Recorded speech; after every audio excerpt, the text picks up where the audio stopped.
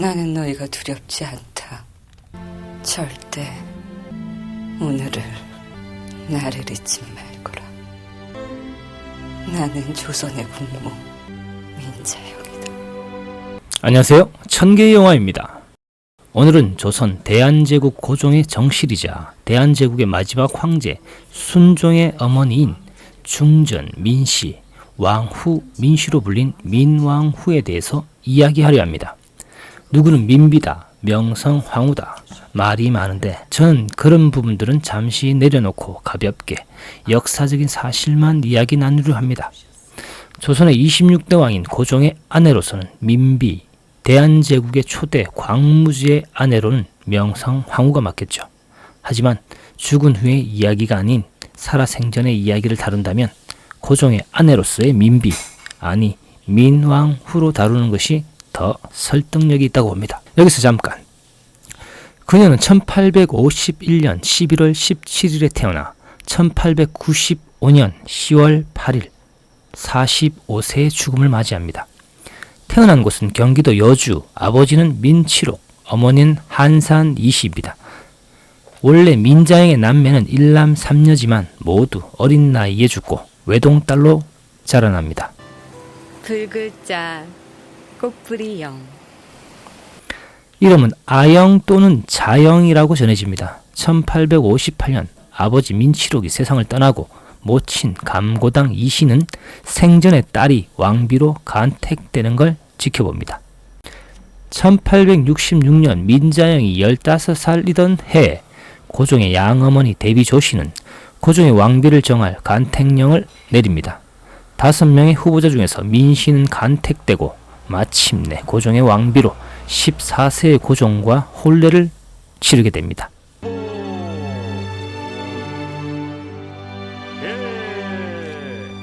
중전 민씨와 흥선대원군은 고종이 성인이 되고부터 사이가 틀어집니다.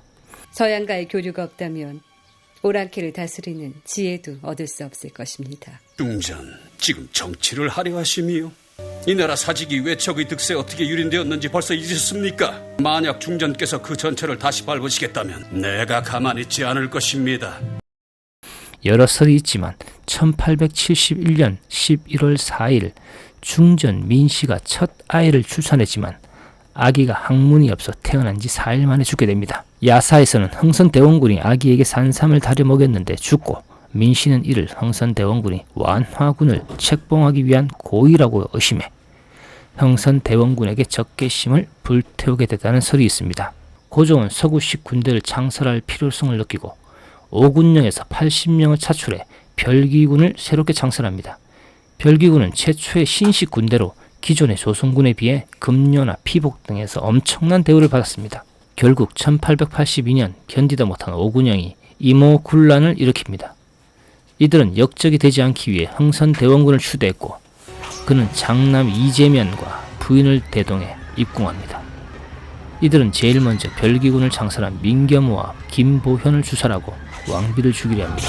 이번 폭동의 원인은 일본과 양의를 끌어들여 나라를 욕배인 중전에 대한 백성들의 불만의 표시이옵니다. 서둘러 중전의 죽음을 선포하고 민심을 달래소서. 동척하시옵소서.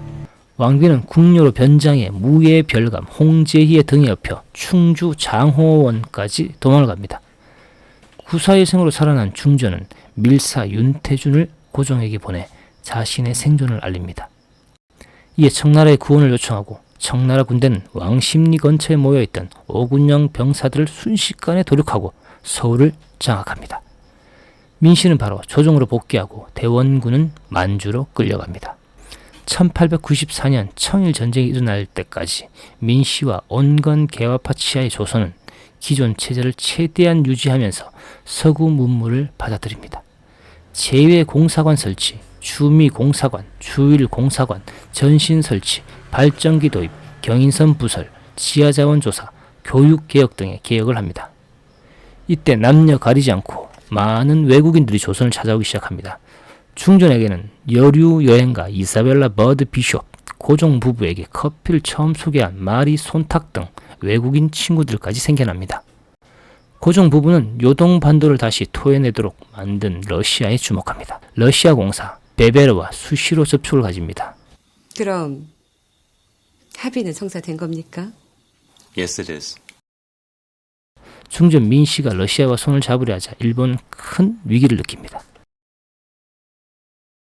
1895년 고종과 명성황후가 노골적으로 러시아의 개입을 허락하고 고종이 일본 교관들이 양성한 훈련대 해산 방침을 통보하자 일본은 그 결정의 배후로 지목된 명성황후를 암살하기 위해 1895년 10월 8일 당시 일본 공사 이노우에 가오루는 자신의 후임 공사로운 중장 미우라 고로에게 업무를 인수인계하면서 음모를 꾸미게 됩니다. 이놈 일국의 공사가 쥐새끼처럼 이 밤에 기어드는구나. 일본 군대와 경찰 및 조선군 훈련대 등을 동원해 경복궁을 공격합니다. 일본군과 경찰이 시위대를 몰아내고 같이 온 일본 낭인들이 오코루에서 명성황후를 살해합니다. 그리고 그 시체를 불태워버렸다고 합니다. 이 사건을 을미사변, 을미의 변이라 합니다. 명성황후 살해 당시 조선인 고위직 협력자는 흥선대원군 6일준, 영선군 이두황, 이진호, 이주해, 우범선, 구연수 등과 도성수비대 3개 대대의 병사들입니다. 이 중 우범선은 우장춘의 아버지이고 구연수는 송병준의 사위이기도 합니다. 이후 명성황후의 살해 소식에 유생들이 을미의병을 일으켰으며 이것이 전국적인 의병 봉기로 이어진 계기가 됩니다. 이 리뷰는 명성황후를 옹호하기 위해서도 그렇다고 사치와 악행을 말하기 위함도 아닙니다. 민항후가 잘못을 하였든 하지 않았든 그것을 판단하고 처벌하는 것은 우리나라 고유의 몫임에도 일본이라는 타국, 더군다나 낭인들에 의해 비참하게 시해된 것은 너무도 가슴 아픈 사실입니다. 지금까지 1000개의 영화였습니다. 감사합니다.